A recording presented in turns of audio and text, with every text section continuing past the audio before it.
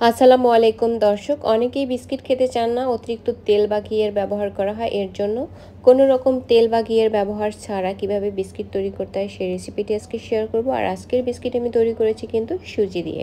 প্রথমেই আমি একটি মিক্সিং বলে নিয়ে নিব একটা ডিম। আর ডিমটা কিন্তু নর্মাল তাপমাত্রায় ছিল। এরপরে এখানে আমি অ্যাড করে দিব আধা কাপ পরিমাণে গুঁড়া চিনি।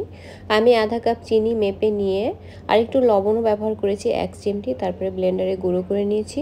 এখন এই উপকরণগুলোকে 3 থেকে 4 মিনিটের মতো ফেটিয়ে নিব যাতে খুব ভালো করে মিশে যায়।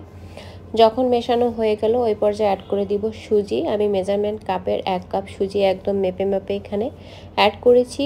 অ্যাড করে দিয়েছি আমি আটা আধা কাপ, আটার বদলে ময়দাও ব্যবহার করা যাবে। অ্যাড করে দিয়েছি গুঁড়ো দুধ 2 টেবিল চামচ। আর আরও অ্যাড করেছি আমি আধা চা চামচ বেকিং পাউডার।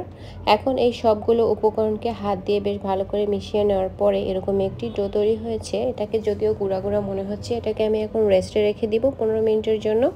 আর আমি ঢেকে রেস্টে রেখেছিলাম, ফিরে এলাম 15 মিনিট পরে। আর ডোটা কিন্তু বিস্কিট তৈরি করার জন্য একদম রেডি হয়ে গিয়েছে।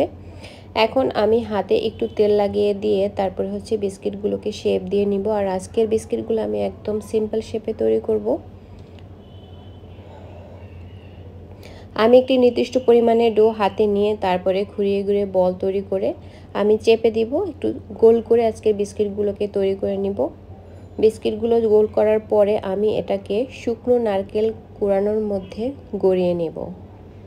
কিছু শুকনো নারকেলের মধ্যে গড়িয়ে নেওয়ার পরে আমি যে বেকিং ট্রেতে এই বিস্কিটগুলোকে বেক করব, সেই বেকিং ট্রেতে কিন্তু আমি সবগুলো বিস্কিট সাজিয়ে রাখবো। তো দেখুন, একটি বিস্কিট কিন্তু তৈরি করা হয়েছে। একই পদ্ধতিতে সবগুলো বিস্কিট তৈরি করে নিব। আর বেকিং ট্রেতে সাজানোর পূর্বে বেকিং ট্রেতে কিন্তু আমি একটু তেল ব্রাশ করে দিয়েছি। আর বিস্কিটগুলোকে একটু ফাঁকা করে সেট করতে হবে।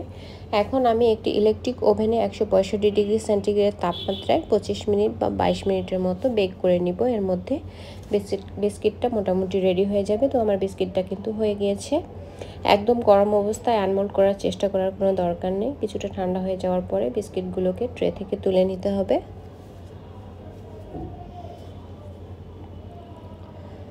আজকের এই বিস্কিটগুলো কিন্তু কোনো রকম তেল বা ঘিয়ের ব্যবহার ছাড়াই তৈরি করা হয়েছে। তাই এই বিস্কিটগুলো কিন্তু তৈরি করার পরে সাধারণত 1-2 ঘন্টার মধ্যে খেয়ে ফেলাই ভালো। আর নাহলে বিস্কিটগুলো কিন্তু অতিরিক্ত হার্ড হয়ে যায়, যেহেতু বিস্কিটে কোনো তেল বা ঘি ব্যবহার করা হয়নি। আর এখন আমি বিস্কিটগুলোকে পরিবেশন করে দেখিয়ে দিচ্ছি। আর এই বিস্কিটগুলো খুবই কম সময়ে তৈরি করে নেওয়া যায় এবং ঘরে থাকা অল্প কিছু উপকরণ দিয়ে কিন্তু এই বিস্কিটগুলোকে তৈরি করা যায়।